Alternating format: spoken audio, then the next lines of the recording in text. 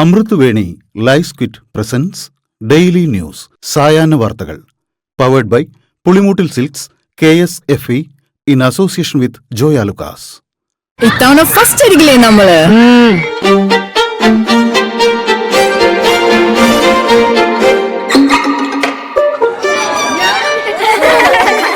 കുട്ടികൾക്കൊക്കെ പെയിൻ ശല്യം ഉണ്ടാകും. അതുകൊണ്ട് ലൈസ് കിറ്റ് ഉപയോഗിച്ച് ക്ലാസ്സിൽ വരാൻ പ്രത്യേകം ശ്രദ്ധിക്കണം. ലൈസ് കിറ്റ് ലൈസ് റിമൂവർ പെയിൻ ശല്യത്തിൽ നിന്നും ഉടനടി ആശ്വാസം. നമസ്കാരം, ഞാൻ ഡെയ്സി ബിജു. ഡെയിലി ന്യൂസിന്റെ സായന വാർത്തകളിലേക്ക് സ്വാഗതം. ഇന്ന് മെയ് 23 ശനിയാഴ്ച. പെട്രോൾ ഡീസൽ വില വീണ്ടും വർദ്ധിപ്പിച്ചു. പെട്രോളിന് 87 പൈസയും ഡീസലിന് 91 പൈസയുമാണ് കൂട്ടിയത്. തിരുവനന്തപുരത്ത് പെട്രോൾ വില 112.60 രൂപയായി. ഡീസൽ വില 101 രൂപ കടന്നു. കൊച്ചിയിൽ പെട്രോളിന് 110.60 രൂപയും ഡീസലിന് 99.54 രൂപയുമായി.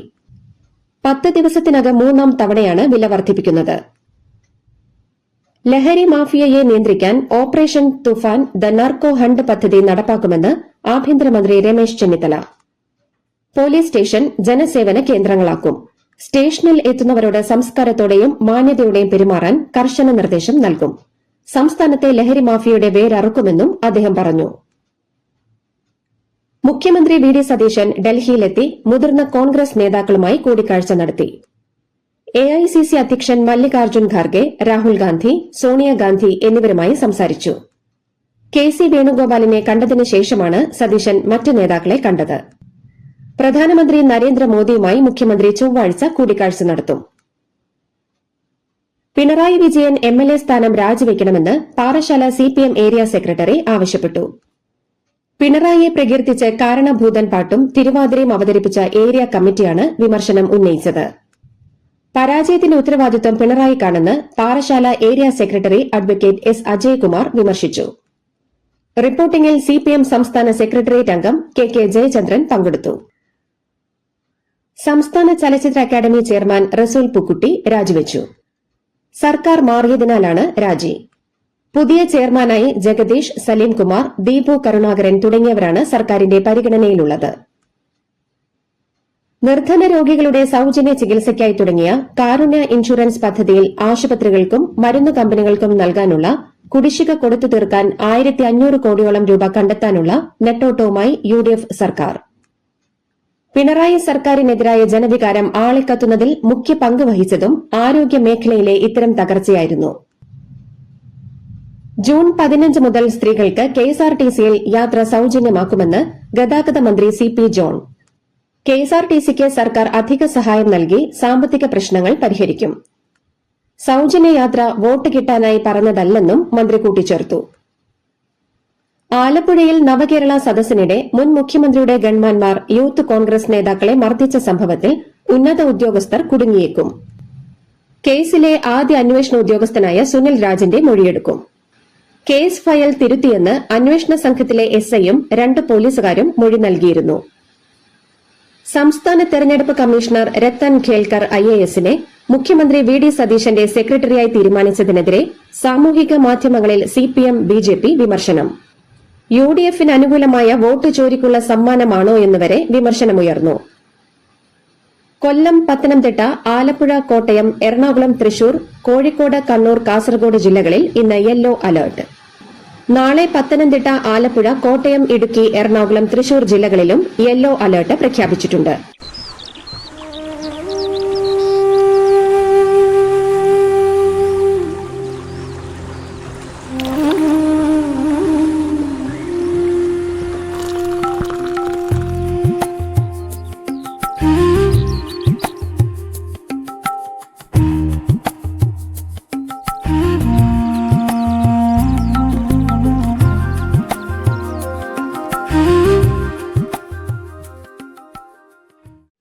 CPM ഭരണസമിതിയുടെ നിയന്ത്രണത്തിലുള്ള കോതമംഗലം സഹകരണ ബാങ്കിന്റെ നേതൃത്വത്തിൽ നേര്യമംഗലത്ത് നിർമ്മിക്കുന്ന ബഹുനില കെട്ടിടം തകർന്നതിൽ കോടികളുടെ ക്രമക്കേട് കണ്ടെത്തിയ റിപ്പോർട്ട് പൂഴ്ത്തി.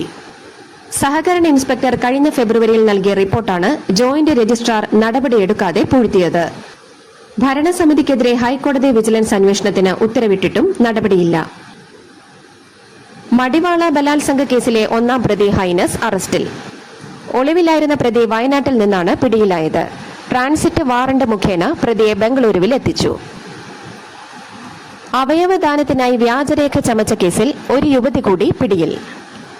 ഒന്നാം പ്രതി നജീബുമായി അടുപ്പമുണ്ടായിരുന്ന കോട്ടയം വാഴൂർ സ്വദേശി മായയെയാണ് കൊച്ചി അമ്പലമേട് പോലീസ് അറസ്റ്റ് ചെയ്തത്. അവയവ വിൽപ്പനയ്ക്കായി മായ അപരിചിതനായ ഒരാളെ സ്വന്തം സഹോദരനെന്ന് വ്യാജരേഖയുണ്ടാക്കിയെന്നാണ് പോലീസ് കണ്ടെത്തിയത്. കേസിൽ ഇതുവരെ 7 പേർ പിടിയിലായി. തൃശൂരിലെ ചേറൂരിൽ ആനയിടഞ്ഞു. കൊല്ലത്തുനിന്നെത്തിച്ച ശിവൻ ലക്ഷ്മി അയ്യപ്പൻ എന്ന ആനയാണ് വിരണ്ടോടിയത്. ജനവാസ മേഖലയിൽ വിരണ്ടോടിയ ആന യാത്രക്കാർ ഉണ്ടായിരുന്ന കാർ കുത്തിമറിച്ചിട്ടു. ബൈക്കും ഓട്ടോയും ഒരു വീടും തകർത്തു. വീടുകളുടെ മതിലുകൾ മറിച്ചിട്ടു. 2.5 മണിക്കൂറിന് ശേഷമാണ് ആനയെ തളയ്ക്കാനായത്. ആനയിടഞ്ഞ് നാശനഷ്ടമുണ്ടാക്കിയ സംഭവത്തിൽ BJP നേതാവ് B. ഗോപാലകൃഷ്ണനും മന്ത്രി OJ ജനീഷും തമ്മിൽ തർക്കം. ആനയെ ഉടൻ ജനവാസ മേഖലയിൽ നിന്ന് മാറ്റും, എന്നാൽ നാശനഷ്ടം നൽകാതെ ആനയെ മാറ്റാൻ സമ്മതിക്കില്ലെന്ന് B. ഗോപാലകൃഷ്ണൻ മന്ത്രിയോട് അറിയിച്ചു. കോഴിക്കോട് മെഡിക്കൽ കോളേജിൽ എക്സ്റേ ഫിലിം ഇല്ലാത്തത് കാരണം ഇമേജുകൾ എടുത്തു നൽകുന്നത് രോഗികളുടെ മൊബൈൽ ഫോണിൽ.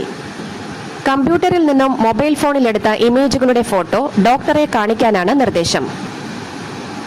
സ്പീക്കർ തിരുവഞ്ചൂർ രാധാകൃഷ്ണൻ ഉമ്മൻചാണ്ടിയുടെ കല്ലറ സന്ദർശിച്ചു. കാലഘട്ടത്തിന്റെ ഓർമ്മ പുതുക്കലിനാണ് ഇവിടെ എത്തിയതെന്ന് തിരുവഞ്ചൂർ.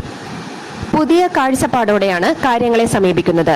ഭരണഘടനാപരമായ കാര്യങ്ങൾ ഉത്തരവാദിത്വത്തോടെ നിർവഹിക്കുമെന്നും അദ്ദേഹം പറഞ്ഞു. മഹാരാഷ്ട്രയിൽ കടുവയുടെ ആക്രമണത്തിൽ 4 സ്ത്രീകൾ കൊല്ലപ്പെട്ടു.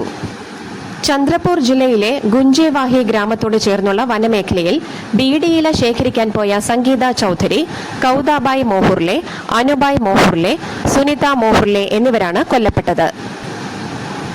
കർണാടകത്തിലെ കൽബുർഗിയിൽ വാഹനാപകടത്തിൽ 5 പേർ മരിച്ചു. ക്രൂയിസർ ജീപ്പും ലോറിയും കൂട്ടിയിടിച്ച് ഇൻകലഗി സ്വദേശികളായ പാഷ, മെഹബൂബ്, ഹുസൈനെ ബുദ്ധൻ സാഹ, റസൂൽ, ഫാത്തിമ എന്നിവരാണ് മരിച്ചത്. US state secretary Marco Rubio 4 ദിവസത്തെ സന്ദർശനത്തിന് ഇന്ത്യയിലെത്തി. പ്രധാനമന്ത്രി നരേന്ദ്രമോദി അടക്കമുള്ള നേതാക്കളുമായി കൂടിക്കാഴ്ച നടത്തും.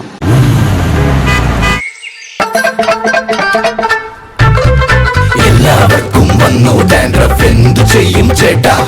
പേടിക്കണ്ട, ഇവിടുണ്ടല്ലോ ഡാൻഡ്രോക്കിൻ ഓയിൽ. ഉടനടി മാറും താരൻ, ഉപയോഗിക്കൂ വേഗം. Amrutveni Dandroquit, the ultimate dandruff solution.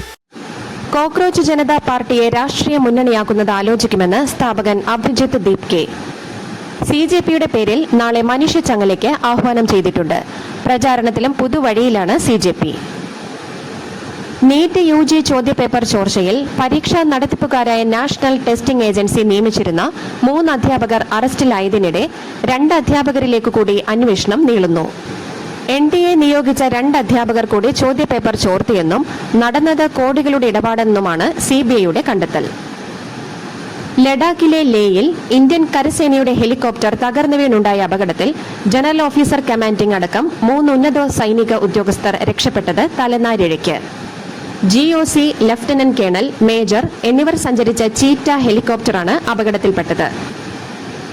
2014 ആരംഭിച്ച BJPയുടെ രാഷ്ട്രീയ മേധാവിത്വം കുറഞ്ഞത് 20 വർഷം നീണ്ടു നിൽക്കാൻ സാധ്യതയുണ്ടെന്ന് ആക്സിസ് മൈ ഇന്ത്യ മേധാവിയും തെരഞ്ഞെടുപ്പ് വിശകലന വിദഗ്ധനുമായ പ്രദീപ് ഗുപ്ത. കുവൈറ്റ് അന്താരാഷ്ട്ര വിമാനത്താവളത്തിലെ പാസഞ്ചർ ടെർമിനൽ 1 വീണ്ടും പ്രവർത്തന സജ്ജമായി. ഇറാന്റെ വ്യോമാക്രമണത്തിലാണ് ടെർമിനൽ കെട്ടിടത്തിന് വൻതോതിൽ നാശനഷ്ടങ്ങൾ സംഭവിച്ചത്. ബലിപെരുന്നാൾ പ്രമാണിച്ച് UAEയിലെ വിവിധ ജയിലുകളിൽ കഴിയുന്ന ആയിരക്കണക്കിന് തടവുകാരെ അടിയന്തരമായി മോചിപ്പിക്കാൻ ഉത്തരവിട്ട് UAE പ്രസിഡന്റും വിവിധ എമിറേറ്റുകളിലെ ഭരണാധികാരികളും. ചൈനയിൽ കൽക്കരി ഖനിയിലെ വാതക സ്ഫോടനത്തിൽ 90 പേർ മരിച്ചു. ഷാൻസി പ്രവിശ്യയിലെ ക്വിൻ യുവാൻ കൌണ്ടിയിലെ ലിയു ഷെന്യു കൽക്കരി ഖനിയിലാണ് അപകടമുണ്ടായത്. US പ്രസിഡന്റ് ഡൊണാൾഡ് ട്രംപിന്റെ മകൾ ഇവാങ്ക ട്രംപിനെ വധിക്കാൻ ഗൂഢാലോചന നടത്തിയ ഭീകരൻ പിടിയിൽ. 32 വയസ്സുകാരനായ ഇറാഖ് പൗരൻ മുഹമ്മദ് ബാഖർ സാദ് ദാവൂദ് അൽ സാദിയാണ് പിടിയിലായത്.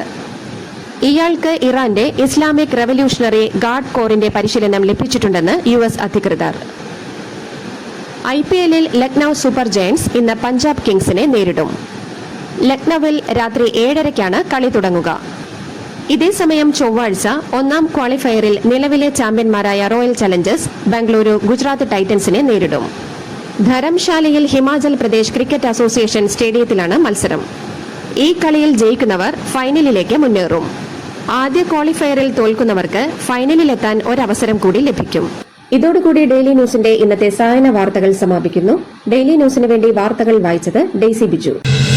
ഡെയിലി ന്യൂസ് ലൈവ്.in വാർത്തകൾ വിരൽ തുമ്പിൽ.